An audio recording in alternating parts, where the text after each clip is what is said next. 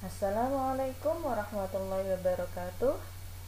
Hello my students, welcome back to our English class. Still with me, Ma'am Irma.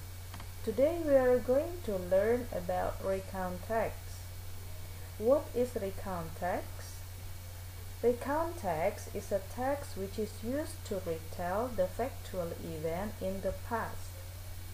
Apa sih maksudnya? Jadi teks recount itu adalah teks yang digunakan untuk menceritakan kembali peristiwa yang sudah berlalu. Peristiwa di sini ada dua macam, peristiwa nyata dan tidak nyata.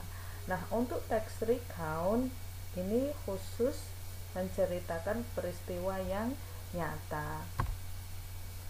Nah, ketika kita belajar mengenai teks, kita harus tahu yang namanya communicative purpose atau tujuan komunikatif atau fungsi, kemudian generic structure atau kerangka karangan, dan juga language feature atau unsur bahasa yang digunakan.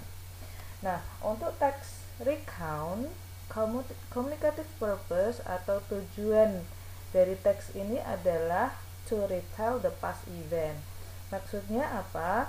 Yaitu menceritakan kembali peristiwa yang sudah berlalu. Kemudian bagaimana sih kerangka dari teks tersebut?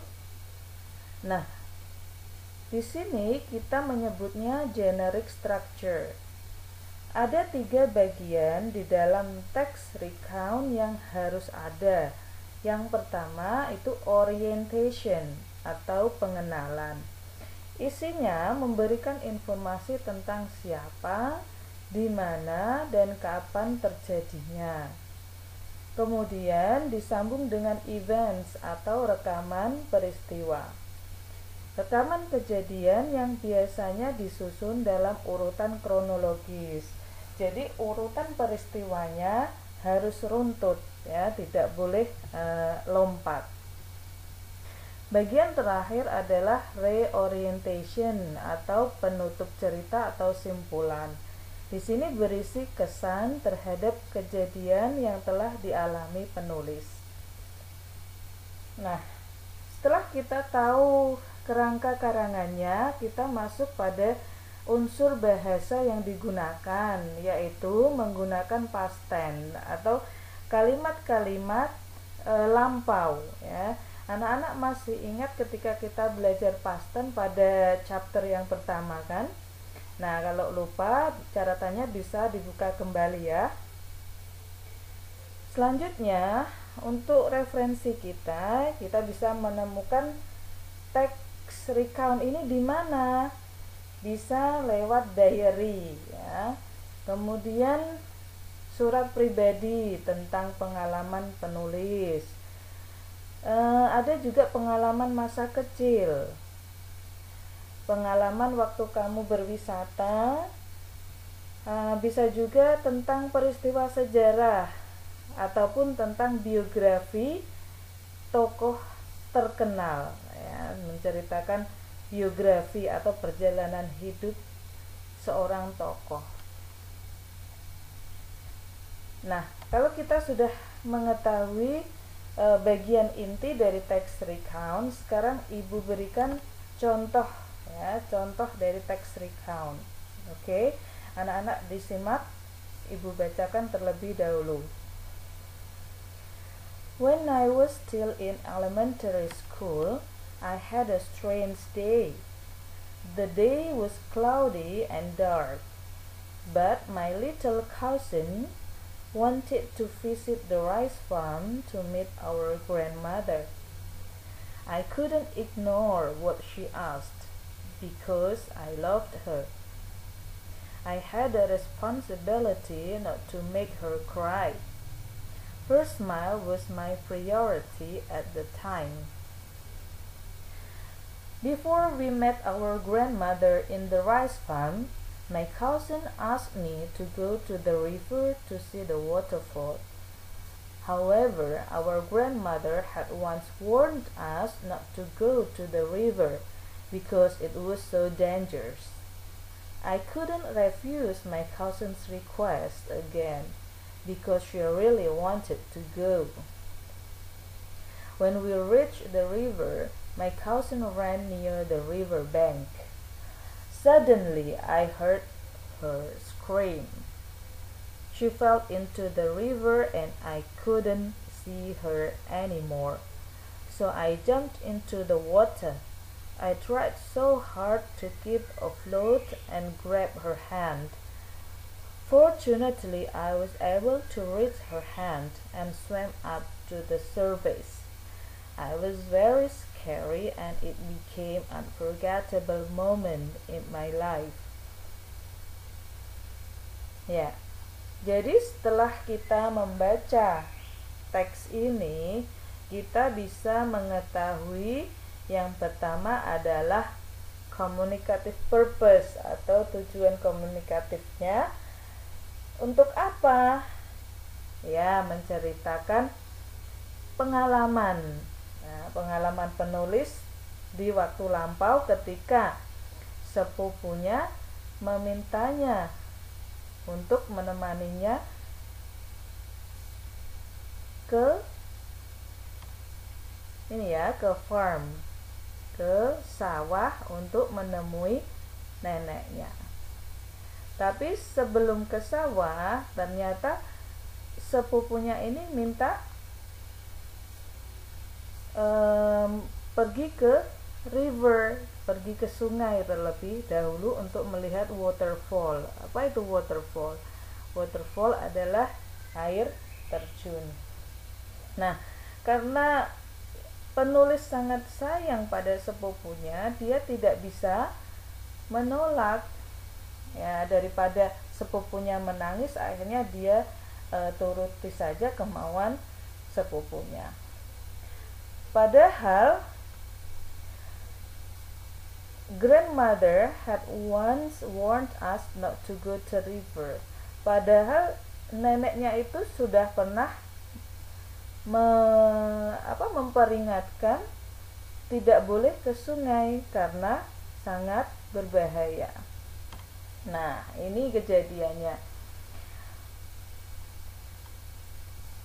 Yang pertama, ketika sampai di sungai, sepupunya ini mendekati ke river bank, ya, ke hulu sungai.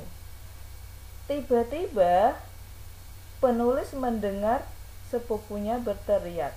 I heard her scream. Saya mendengar dia berteriak. Ternyata she fell into the river. Sepupunya itu jatuh ke sungai and I couldn't see her anymore. Dan saya tidak bisa melihatnya lagi.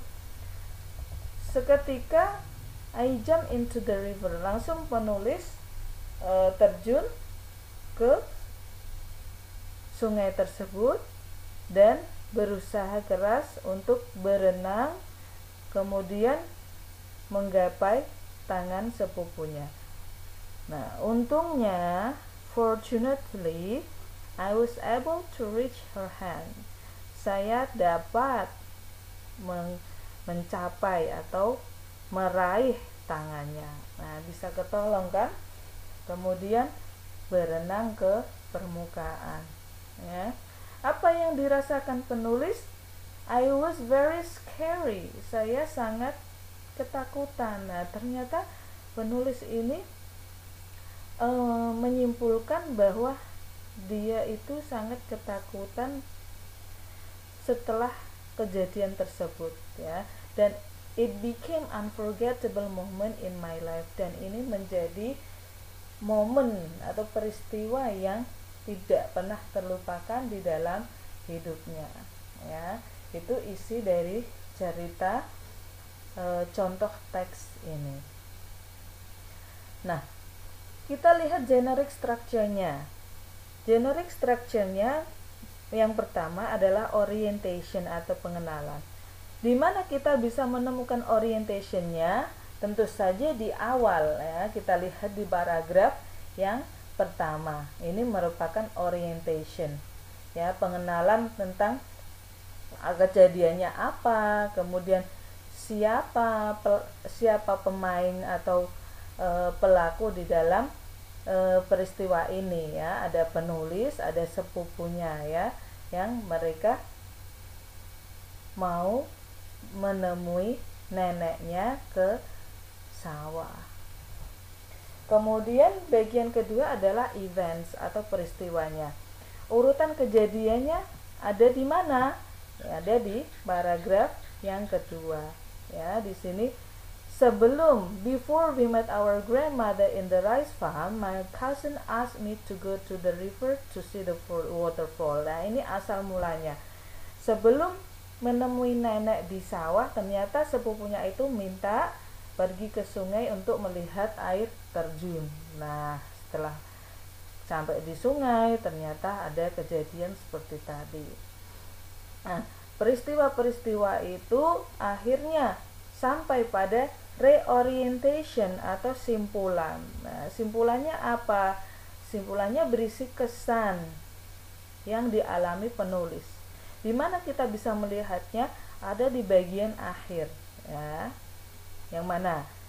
Ya, betul sekali.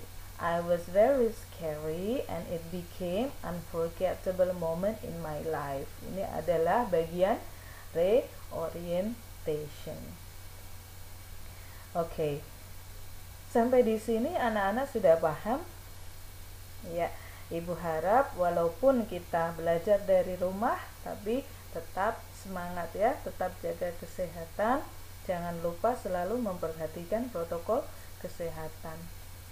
Oke, setelah penjelasan ini kita masuk pada soal-soal latihan.